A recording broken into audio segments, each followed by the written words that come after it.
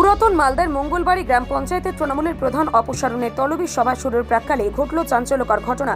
তলবি সভায় অংশগ্রহণকারী তৃণমূলের এক পঞ্চায়েত সদস্যকেই পঞ্চায়েত অফিস চত্বর থেকে আটক করে মালদা থানার পুলিশ, যদিও গ্রেপ্তারের কারণ সম্পর্কে এখনো পর্যন্ত কিছু জানা যায়নি।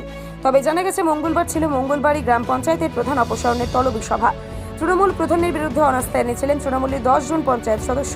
সেই মতো তলবি সভায় অংশগ্রহণের জন্য এদিন তৃণমূলের 7 জন এবং কংগ্রেসের 2 জন পঞ্চায়েত সদস্য মঙ্গলবাড়ি গ্রাম পঞ্চায়েত অফিসে হাজির হন। কিন্তু তলবি সভা শুরুর প্রাক্কালে তৃণমূলের গ্রাম পঞ্চায়েত সদস্য মহিদুল রহমানকেই মালদা থানার পুলিশ চত্বরে পঞ্চায়েত অফিস চত্বর থেকে আটক করে নিয়ে যায়, যদিও আজকের এই কারণ সম্পর্কে কিছু জানা যায়নি।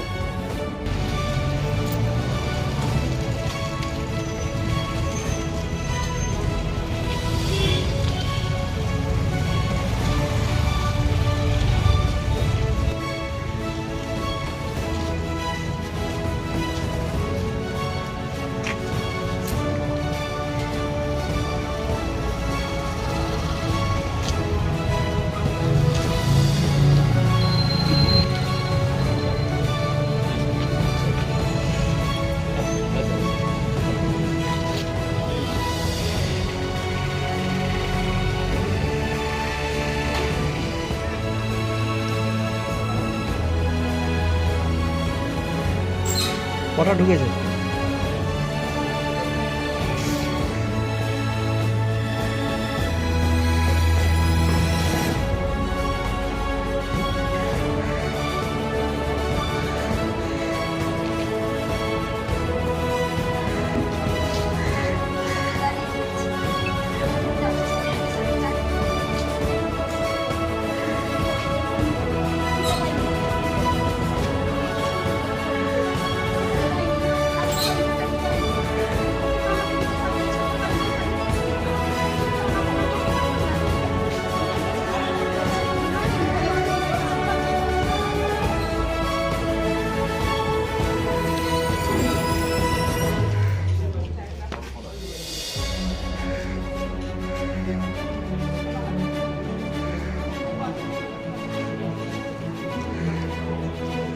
যেগুলো চেক হয় সেগুলো ভেতরে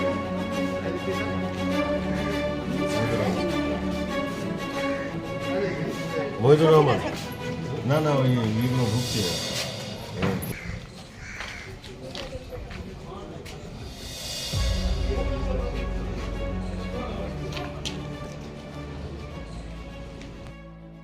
মেম্বার প্রধানের বিরুদ্ধে অনাস্থা করার জন্য এসেছিলাম। কোন দলের প্রধান ছিল? তৃণমূলের ছিল। আপনারা কোন দলের? আমরাও তৃণমূলেরই আছি। তৃণমূল প্রধানের বিরুদ্ধেই? কেন অনাস্থা আমাদের প্রধান আমাদের নাই, পছন্দ নাই, তাই জন্য আমরা করছি, অনাস্থা ডাকছি। যেহেতু আমরা প্রধানের সাথে মিলে আমরা গ্রামের ইউনিয়ন করতে পারছি না, কাজ করতে পারছি না, ওর জন্য আমরা অনাস্থার জন্য আজকে কি হলো? আজকে আমরা এসেছি, আমরা শান্তিপূর্বক আমরা এই জিনিসটা কাজটা হোক বলে আমরা এসেছি। আমরা কোনো ঝামেলা করলাম না, কিছু না। আমাদের 3 বার চেকিং হয়েছে। আমরা সব ডকুমেন্টস আমরা মেম্বারগুলো একটা করে আপনার নিজের নাম, ঠিকানা আর ডকুমেন্টস দেখিয়েছি। আমাদের সব মেম্বারকে ঠিকঠাক করে ঢুকিয়েছে। এবার ঢুকানোর পর অফিসের ভিতর থেকে উনি ছিলেন সামনে, আমি ছিলাম পিছনে।